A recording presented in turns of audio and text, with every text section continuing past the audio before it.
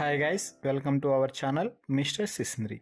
రాను బొంబాయి రాను పాటతో సెన్సేషనల్ సూపర్ హిట్ అందుకున్న రాము రాథోడ్ బిగ్ బాస్ హౌస్లో మాత్రం ఆ లెవెల్లో సూపర్ హిట్ అవ్వలేకపోతున్నాడు.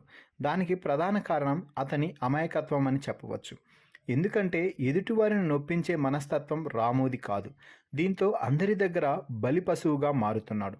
తను అనుకున్నది ఒకటి, అక్కడ చెప్పేది ఒకటి, మరొకరి దగ్గర చెప్పేది ఇంకొకటి. దీంతో కొన్ని గొడవలకు కారణం కూడా అవుతున్నాడు రాము.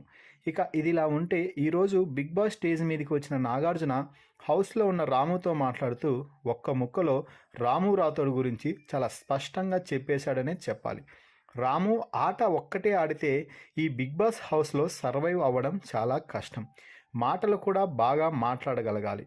అలాగే ఒక దగ్గర ఒక మాట, మరొక దగ్గర మరో మాట మాట్లాడకూడదు. ముఖ్యమైనది. ఎందుకంటే మాటలు మార్చి మాట్లాడుతుండటంతో నీ వల్ల ఇంట్లో చాలా గొడవలు అవుతున్నాయి. దానికి వారు బాధపడుతున్నారు.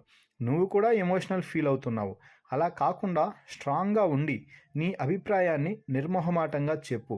అంతే. తర్వాత గురించి నువ్వు ఆలోచించాల్సిన అవసరమే లేదు. నీ ఆట ఎక్కడికో వెళ్ళిపోతుంది అంటూ మంచిగా అయితే సలహా అయితే ఇచ్చారు.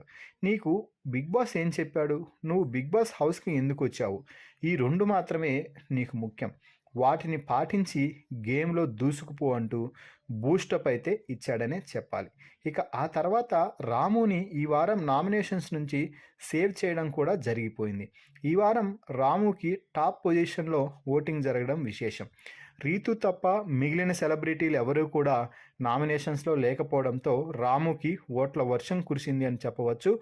భరణితో, ఇమ్మాన్యుయల్తో, తనుజాతో మంచిగా క్లోజ్గా ఉండటం కూడా ఓటింగ్ ఫ్లో ఎక్కువ జరగడానికి కారణమని కూడా చెప్పవచ్చు. మొత్తంగా రాముతో నాగార్జున మాట్లాడిన మాటలపై మీ అభిప్రాయాన్ని కామెంట్స్ రూపంలో తెలపండి. మరిన్ని బిగ్ బాస్ లైవ్ అప్డేట్స్ కోసం మన ఛానల్ని చూస్తూ ఉండండి.